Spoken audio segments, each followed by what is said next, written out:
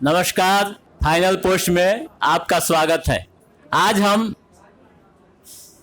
बिहार के प्रसिद्ध यूरोलॉजिस्ट एवं आईजीएमएस के पूर्व विभागाध्यक्ष डॉक्टर महेंद्र प्रताप सिंह से बात करने जा रहे हैं।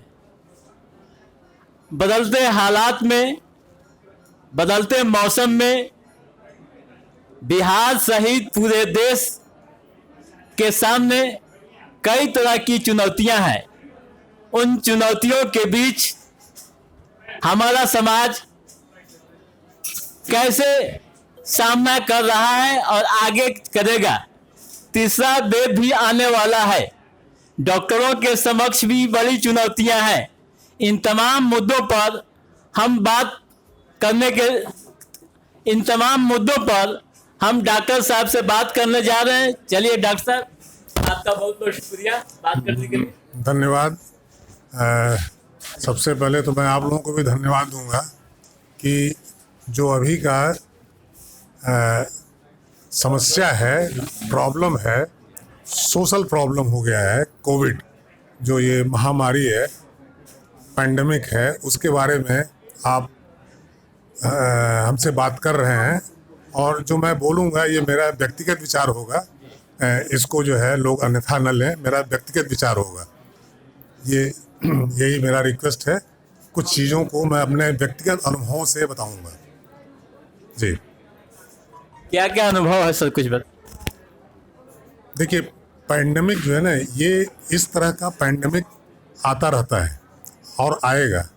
जैसा कि आप लोगों को सबको मालूम है कि लगभग 100 साल के बाद, हर 100 साल के बाद एक न एक पैंडेमिक इस तरह का आता है। 1919 में जब आया था, फ्लू का पैंडेमिक आया था, तो शायद लोगों को जानकारी न हो, आज जितने कोविड से मरे हैं उससे ज़्यादा लोग मरे थे। जबकि उस समय की जनसंख्या आज की जनसंख्या से मतलब 1/3 थी। हमारे देश में ही हमारी जनसंख्या 1/3 थी, लेकिन मरने वालों की संख्या बहुत ज़्यादा था उस फ्लू में। आज लोग मर रहे हैं, इसमें कोई दो राय नहीं है। और ये महामारी आई है, ये जो है सत्य है कि महामारी है, परेशानी है। लेकिन इस परेशानी का मतलब ये नहीं है कि हम डर जाएं।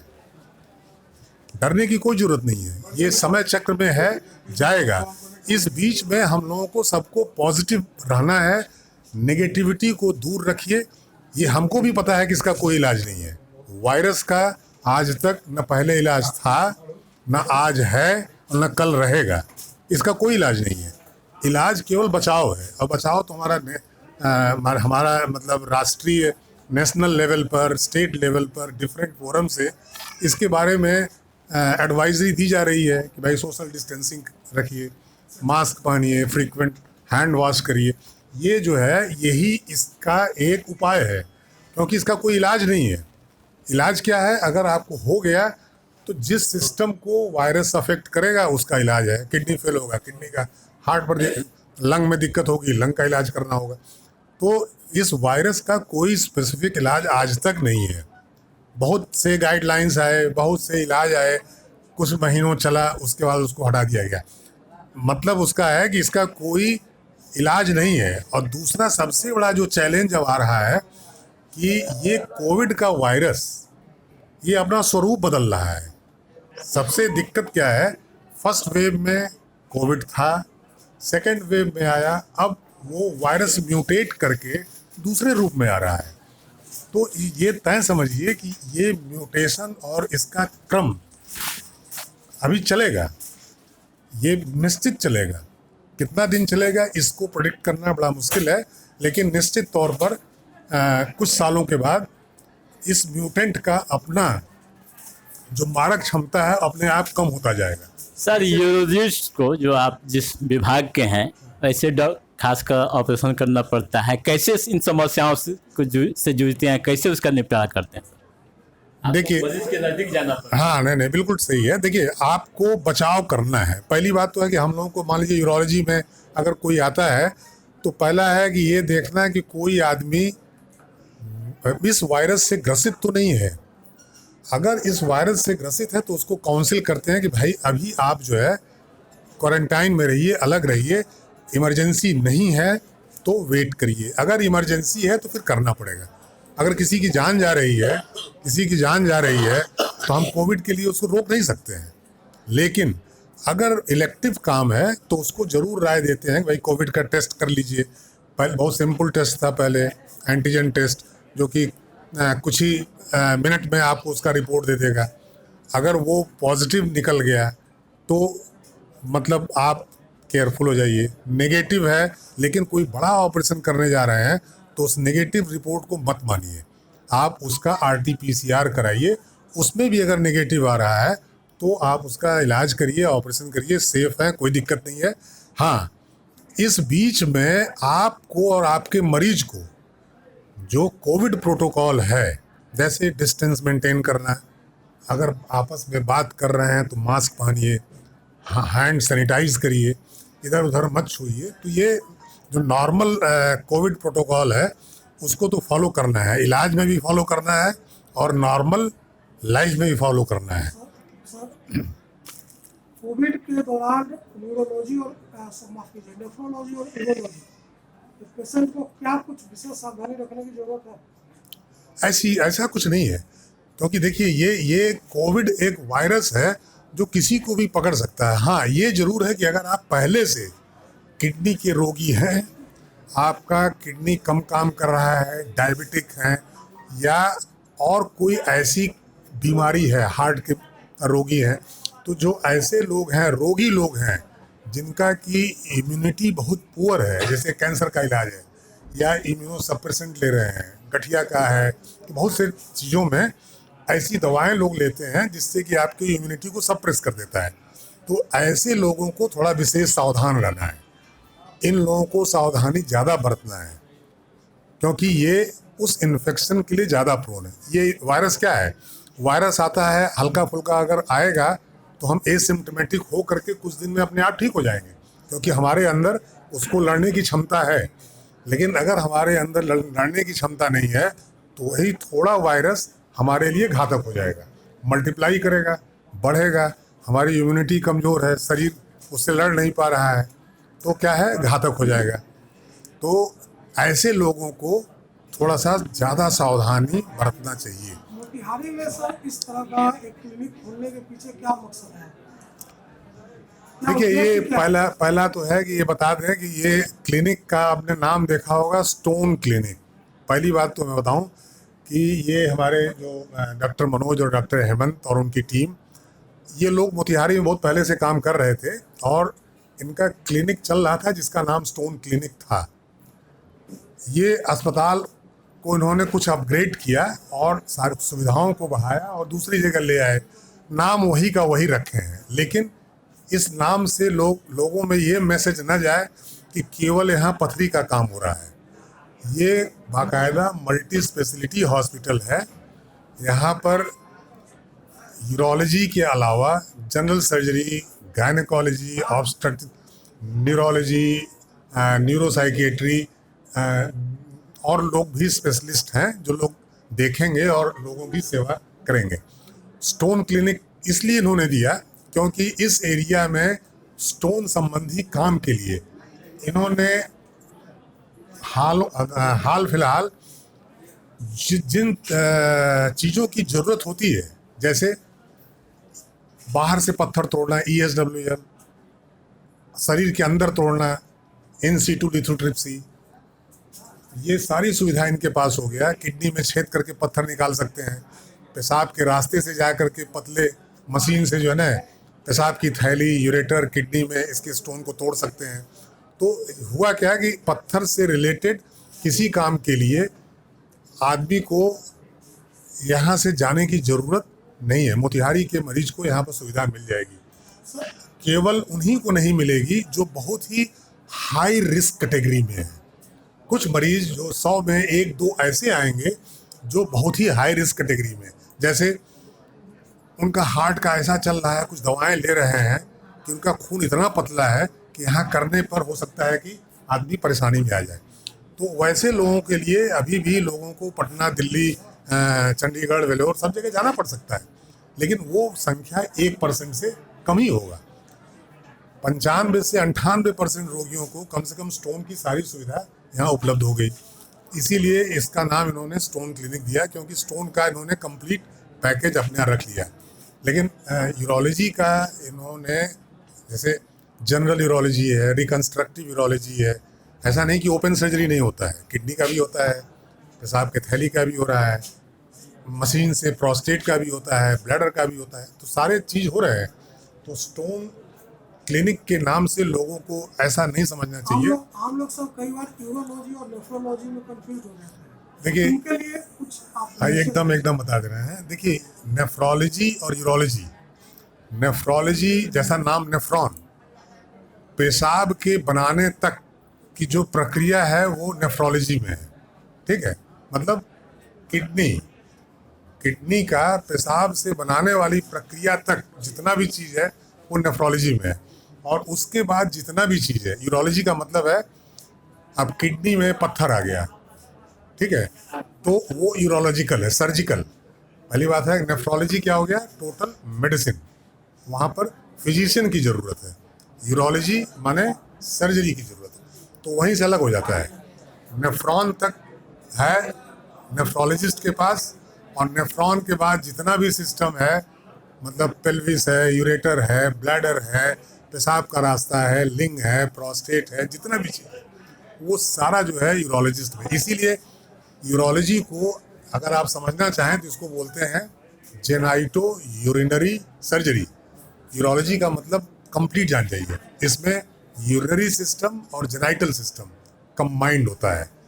पुरुष में, महिलाओं में इसमें क्या है, जेनाइटल सिस्टम चला जाता है गायनेकोलॉजिस्ट के पास, यूरिनरी सिस्टम यूरोलॉजिस्ट के पास रह जाता है। तो कंप्लीट जान जाइए, यूरोलॉजी का मतलब क्या है कि मेल में genital and urinary system, female में केवल यूरिनरी सिस्टम, ये आपका मिला करके यूरोलॉजी हुआ।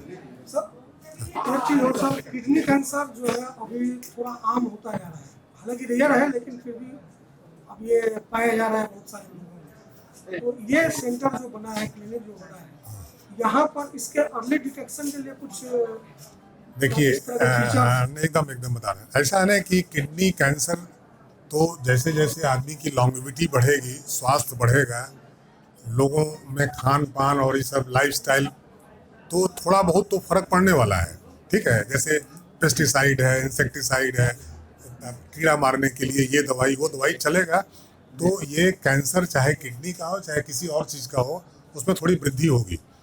ये आज चीज़ आपने बहुत अच्छा सवाल पूछा कि इसका अर्ली डिटेक्शन कैसे होगा। देखिए, इसका अर्ली डिटेक्शन तो बहुत आसान है। अब तो हर जिला में ही नहीं, आप जिले के छोटे एरिया में भी चले जाएं तो वहाँ अल्ट्रासाउंड होता है। तो अल्ट्रासाउंड एक ऐसा तकनीक आ गया है कि अगर कोई एब्डोमिनल अल्ट्रासाउंड करेगा तो किडनी में 1 सेंटीमीटर 2 सेंटीमीटर का अगर कोई गांठ मिलता है तो वही इसका अर्ली डिटेक्शन है, ठीक है। उसको बोलते हैं स्मॉल रीनल मास। स्मॉल रीनल मास मतलब अल्ट्रासाउंड से बहुत अर्ली पिकअप हो जाता है, जो कि 10 साल के बाद उसको कैंसर होने वाला है वो आज ही मालूम हो गया। तो अब अगर आज मालूम हो गया, उसको बता दिया जाए, तो उसका रेगुलर फॉलो कर सकता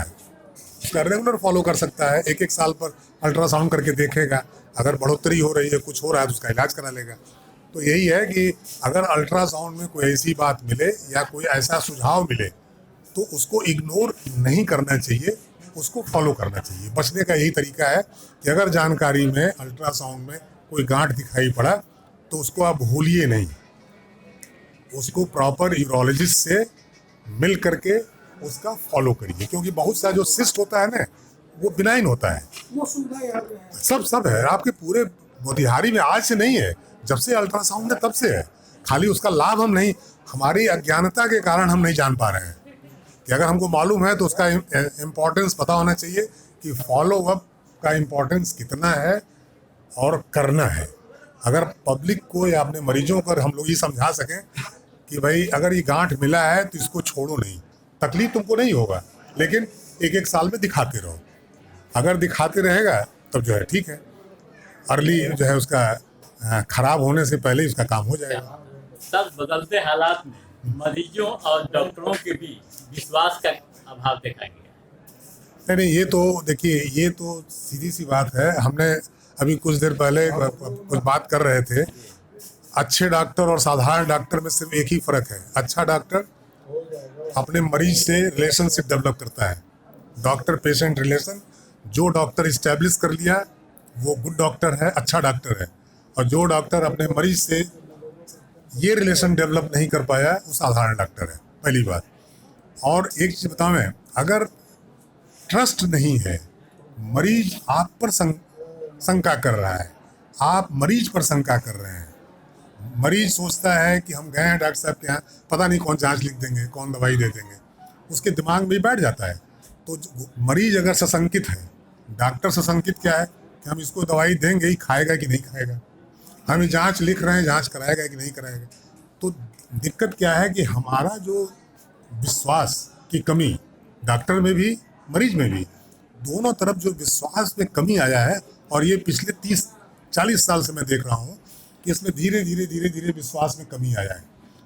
और अब इसका कारण बहुत है, मैं उस पर नहीं चर्चा करना चाहता, कारण बहुत है।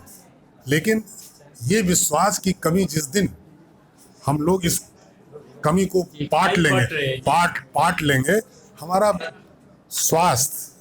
स्वास्थ्य का जो है, मरीज का स्वास्थ्य, ये सब है, इतना अच्छा हो जाएगा माहौल। अच्छे माहौल में अगर काम होता है, मरीज को विश्वास है तो ठीक भी होगा, उसका पॉजिटिव इम्पैक्ट है। और ये भी चीज़ जान जाइए, हमारे शारीरिक रोग से मानसिक प्रभाव पड़ता है। अगर हम मन पर कंट्रोल कर लें, अविश्वास जिसमें सबसे पहले है, अगर हम अविश्वास पर ये उसको जीत जाएं, तो आप आधा रोग जो है ना, जो कहते नहीं है कि फलाना डॉक्टर के पास गए, उनसे बात करते ही हमारा आधा रोग चला गया, ये वही है। क्यों? क्योंकि फेथ है, वो फेथ जो है हील कर रहा है, हीलर है, उस डॉक्टर में हीलिंग कैपेसिटी है, हीलिंग पावर है। अगर वो उसमें वो आ गया तो ए डॉक्टर विद हीलिंग पावर बहुत ऊपर हो गया, क्योंकि तो वो सबसे ऊपर हो गया, जिससे मिलते ही आपका आधा दुख ही दूर हो गया। अगर आपका हाथ छू दे, आपके सर पर हाथ रख दे, बॉडी कांटेक्ट कर ले। एक और भी बात है आज के तारीख में, थोड़ा सा एक तो ये भी देखे हैं कि डॉक्टर और मरीज में कांटेक्ट, कम्युनिकेशन कम, फिजिकल कांटेक्ट कम, सब कुछ कम होता जा रहा है। अब मरीज क्या है, डॉक्टर मरीज को छुए नहीं, अल्ट्रासाउंड देखे, सीटी देख लिए, वहाँ बैठे हुए हैं, कभी उनका हाथ ही नहीं छुए, तो उनका जब कभी कांटेक्ट ही नहीं होगा। अच्छा, जानते हैं, आपको मैं एक तो बहुत बेसिक चीज़ बता रहा हूँ, मदर और बच्चे का ट्रस्ट एक दूसरे से क्यों होता है, पता है क्यों? क्योंकि बच्चे का बॉडी कांटेक्ट अपनी मदर सबसे ज़्यादा होता है, और बॉडी कांटेक्ट में वो पावर होता है कि आपका अच्छा रोग भी जो है ठीक कर दे। आप लोगों ने सुना होगा, बहुत से लोग हैं, अच्छे लोग, किसी का हाथ छू देते हैं, सर पर हाथ रख देते हैं, ठीक होने लगते हैं, उसका पॉजिटिव इफेक्ट होने लगता है। एंड ये सत्य है, इसमें कहीं कोई दो राय नहीं है, और ये साइंटिफिकली ठीक है, क्योंकि हमने उसके माइंड पर कंट्रोल किया, और ये जो है आपके बॉडी को कंट्रोल कर रहा है। तो ये चीज़ जब आ जाएगा, तब स्वास्थ्य का जो है परिभाषा जो बता रहे हैं ना, कि बॉडी माइंड सब चीज़ को एक साथ देखेंगे। ये नहीं कि हमारा हड्डी टूट गया तो हम खाली हाथ देख रहे हैं, हमारे किडनी में स्टोन है तो हम खाली किडनी देख रहे हैं, उसका हार्ट नहीं देख रहे हैं, उसका दिमाग नहीं पढ़ रहे हैं। तो एक चीज़ है कि किसी भी रोग, हम लोग रोग का इलाज, देखिए रोगी है, उसको रोगी किस चीज़ का है, किडनी का रोगी है, इसका मतलब हम खाली किडनी का इलाज करें और चीज़ ना देखें, उसका पखाना कैसा हो रहा है न पूछें, नहीं, हमको एक मरीज का इलाज करना है। ऐसा नहीं कि हम किडनी के पत्थर का इलाज कर रहे हैं, तो आपको उसके पूरे इंडिविजुअल एंटिटी का इलाज करना है, मरीज का इलाज करना है। एक किडनी का, एक प्रोस्टेट का, एक पैंक्रियाज का, एक लीवर का, एक नाक का, एक आँख का इलाज करने से काम नहीं चलने वाला है। क्यों? क्योंकि एक का इलाज अगर करेंगे तो दूसरे पर असर डालता है।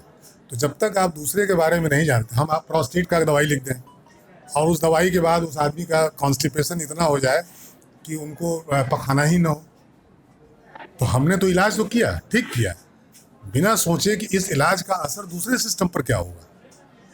इसका मतलब क्या है कि हम कागज़ को देख करके न करें, कोई इमेज देख करके कोई इलाज न करें, मरीज से बात करें, मरीज से फिजिकल कांटेक्ट बढ़ावें, कम्युनिकेशन बढ़ावें और टोटल शरीर का इलाज करिए, न कि किसी एक चीज़ का। ऐसा नहीं कि उल्टी आया तब उल्टी का इलाज कर दिए, ये कोई ट्रीटमेंट नहीं है। बात समझ नहीं, ट्रीटमेंट है कि आपको पूरे मरीज का पूरे शरीर को देखना है। कुछ करते समय हम इलाज के लिए जो दवाई दे रहे हैं, हो सकता है किडनी को ख़राब कर दे, कान को बहरा कर दे, आपकी रोशनी कम कर दे।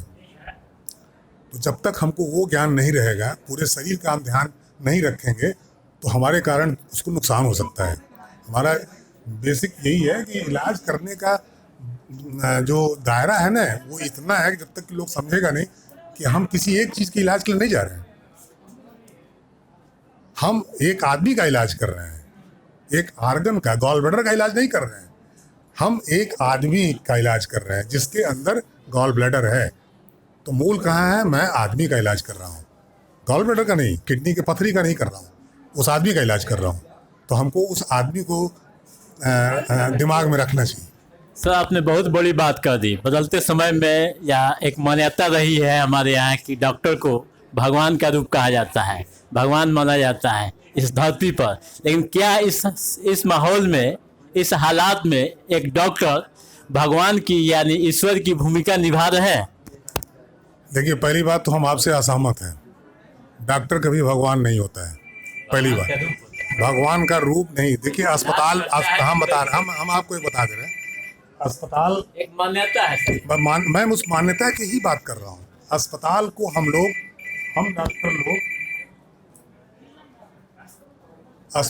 हम डॉक्टर लोग एक मंदिर मस्जिद समझते हैं, ठीक।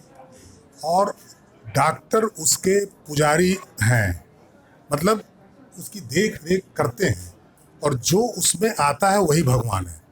तो असली में हमारे लिए भगवान तो मरीज है। अगर वही नहीं आएगा, भगवानी हम रोज़ दर्शन नहीं करेंगे, तो हमारे इस मंदिर का, हमारे इस अस्पताल का क्या होने वाला है? तो असली चीज़ है कि हम लोग इससे इस चीज़ को बदलने चाहते हैं। भाई, भगवान तो मरीज होता है, डॉक्टर कभी नहीं होगा। डॉक्टर ठीक है, सेवा करता है, लेकिन भगवान का रूप तो वही है। लेकिन मरीज तो मानती है, उनकी मान्यता है कि डॉक्टर साहब मेरे भगवान। हमने क्या बोला? ये भरोसा है। हमने क्या बोला? ये भरोसा वही बात है कि हम अपने मरीज पर भरोसा करें और मरीज हमारे पर भरोसा करे। भगवान भक्त होता है ना, तो एक भरोसे की बात है। मरीज जब सोचेगा कि डॉक्टर साहब हमारे भगवान है, ये डॉक्टर सोचेगा कि नहीं हमारा बहुत बड़ा भक्त है, तो वो एक वही डॉक्टर और पेशेंट का रिलेशन, वही बात है, भगवान भक्त का रिलेशनशिप है। जिस दिन आप वो डेवलप कर लेंगे, अच्छे डॉक्टर हो जाएंगे। बहुत अच्छी बात सर। एक आखिरी बात सर, बिहार वासियों के लिए क्या संदेश होगा सर, बिहार की जनता के लिए, डॉक्टरों के लिए? बिहार की जनता के लिए है कि हर डिस्ट्रिक्ट हेडक्वार्टर में सुपर स्पेशलिटी जाए। हमको बड़ी खुशी है कि जब मैं आया था 1986-87 में, तब स्पेशलिटी के नाम पर IGIMS स्टार्ट हुआ। उसके 5-7 साल, 8 साल, 10 साल के अंदर पटना में स्पेशलिटी पनपा। लेकिन 2000 के बाद, 2004-05 के बाद हमको लगता है कि सारे डिस्ट्रिक्ट हेडक्वार्टर में सुपर स्पेशलिटी डेवलप हो रहा है। ये एक सबसे बड़ा पॉजिटिव अचीवमेंट बिहार स्टेट के लिए है कि अब बिहार के पूर्णिया हो, चाहे सहरसा हो, चाहे आपका ये मोतिहारी हो, चाहे दरभंगा हो, चाहे सीतामढ़ी, आप चले जाइए, आप साउथ बिहार में हर जिला में आपको स्पेशलिटी के डॉक्टर उनके डिस्ट्रिक्ट हेडक्वार्टर में मिल जाएंगे। तो ये बिहार की जनता के लिए, गरीब जनता के लिए ये एक बहुत बड़ा चीज़ है कि अब उनको स्पेशलिटी ट्रीटमेंट के लिए बार बार एक ही जगह जाकर के भीड़ नहीं लगाना पड़ेगा।